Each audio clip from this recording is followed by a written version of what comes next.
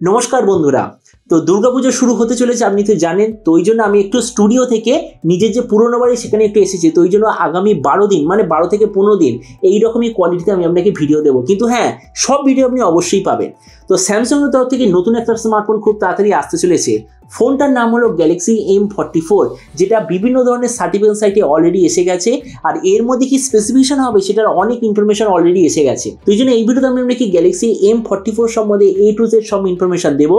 আর এটাও আপনাকে জানাবো যে প্রাইস পয়েন্টে আসবে, প্রাইস পয়েন্টের সবচেয়ে বেস্ট ডিভাইস হবে কি হবে না। তো চলুন শুরু করছি ভিডিওটা কোনো সময় নষ্ট না করে। আপনি যদি গ্যাজেট ওয়ার্ল্ড বাংলা চ্যানেলে প্রথমবার আসেন আর কেউ বাংলা টেক ভিডিও ডেইলি দেখতে চান, তাহলে gadget world Bangla channel subscribe অবশ্যই করে নেবেন। তো প্রথমত আলোচনা করবো এই স্মার্টফোনটার ডিজাইন সম্বন্ধে। তো যেমন আপনি দেখছেন এই যে গ্যালাক্সি M44 5G, পেছন দিক থেকে দেখতে হবে এক্স্যাক্টলি এরকম, কেননা স্মার্টফোনটার যে পেছনের ডিজাইন সেটা অলরেডি লিক হয়ে গেছে। ফোনটার থিকনেস হলো 8.2 মিলিমিটার আর ওয়েট হবে 185 গ্রাম। এই ফোনটার পেছন দিকে যে মেটেরিয়াল সেটা হলো গ্লসি টাইপের প্লাস্টিক ব্যাক কভার। আর অবভিয়াসলি বিভিন্ন ধরনের কালার অপশানে আপনি দেখতে পাবেন। ডিসপ্লে দিক থেকে এতে আছে 6.5 inch full HD plus 120 hertz super AMOLED display. তার সঙ্গে কত হার্জের টাচ সামনে রেট আছে কোনো প্রপার ইনফরমেশন নেই। 1000 নিটসের brightness, 20:9 aspect ratio, 93% screen to body ratio. আর ডিসপ্লে প্রোটেকশনের দিক থেকে আছে গোরিলা গ্লাস 5 ডিসপ্লে প্রোটেকশন। তার মানে সোজা কথা বলতে গেলে প্রাইস পয়েন্টের হিসেবে এই যে ডিসপ্লেটা ঠিকঠাক আছে। প্রসেসরের দিক থেকে এতে আপনি পাবেন স্ন্যাপড্রাগন 888 5G প্রসেসর। ক্যামেরার দিক থেকে আছে 50, 8 আর 5 রিয়ার ক্যামেরা, তার সঙ্গে 16 মেগাপিক্সেলের সেলফি।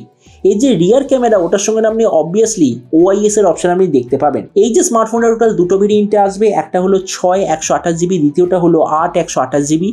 র্যামের কোয়ালিটিটা LPDDR4X, মেমোরিতে আছে UFS 2.2 আর তার সঙ্গে হাইব্রিড কার্সটের অপশান। ব্যাটারিতে পাবেন 5000 mAh ব্যাটারি, 25 ওয়াটের চার্জার আর তার সঙ্গে হলো USB Type-C কানেক্টিভিটি। তো এবার এই স্মার্টফোনের বাকি কিছু ফিচার বলতে গেলে এতে আপনি পাবেন Android 13 out of the box, 3.5mm jack, dual speaker আর তার সঙ্গে থাকবে আন্ডার ডিসপ্লে ফিঙ্গারপ্রিন্ট সেন্সার। আর কেন এটা স্যামসাং এর তরফ থেকে আসা স্মার্টফোন, তো ওই জন্য এতে আপনি 4 বছরের মেজর OS আপডেট আর 5 বছরের সিকিউরিটি আপডেট পেয়ে যাবেন।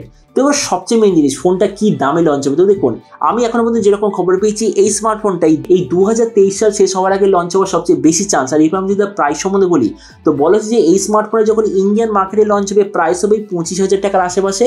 আর আপনি যদি ভিডিওটা বাংলাদেশ থেকে দেখে থাকেন তাহলে বাংলাদেশে এটা লঞ্চ হওয়ার কথা ওই 35,000 বাংলাদেশি টাকার আশেপাশে। তো এবার সব ভিডিওর মধ্যে আপনাকে জানাবো এই যে স্মার্টফোনটা যে আসতে চলেছে এই দামে মানে 25,000 ইন্ডিয়ান টাকায়, তো এই দামে এটা সবচেয়ে ভালো নাকি এর চেয়ে বেটার অন্য কোনো স্মার্টফোন অ্যাভেলেবেল আছে। তো দেখুন, প্রথমত আমরা দেখবো স্পেসিফিকেশনের দিক থেকে। তো এই প্রাইস পয়েন্টে অনেক স্মার্টফোন আছে যারা হয়তো এর চেয়ে বেটার কোয়ালিটির ডিসপ্লে আপনাকে প্রোভাইড করবে। কিন্তু একটা রুল সবসময় মনে রাখবেন, স্যামসাং যখন নিজের ফোনে নিজেরই দেওয়া সুপার অ্যামোলেড ডিসপ্লে ব্যবহার করে সেটা হয় সবচেয়ে ভালো কোয়ালিটি। তো এই জন্য আমি অবশ্যই বলতে পারি প্রাইস পয়েন্ট হিসেবে এই যে ডিসপ্লেটা সত্যি খুব ভালো। প্রসেসরের দিক থেকে এতে আছে স্ন্যাপড্রাগন 888, অবভিয়াসলি খুবই ভালো কোয়ালিটির। ক্যামেরা ঠিকঠাক আছে, স্যামসাং এর নিজস্ব ফোন, নিজস্ব অপটিমাইজেশন, নিজস্ব ক্যামেরা সেন্সার, তাও আবার OIS এর সঙ্গে, মানে ক্যামেরা অবভিয়াসলি খুবই ভালো। র্যাম আর স্টোরেজের কোয়ান্টিটি ঠিকঠাক আছে। অবভিয়াসলি চার্জারটা একটু কম, আর চার্জারটা আপনাকে একবার বাইরে থেকে কিনতেও হবে, তার মানে সেই দিক থেকে একটু লো আছে।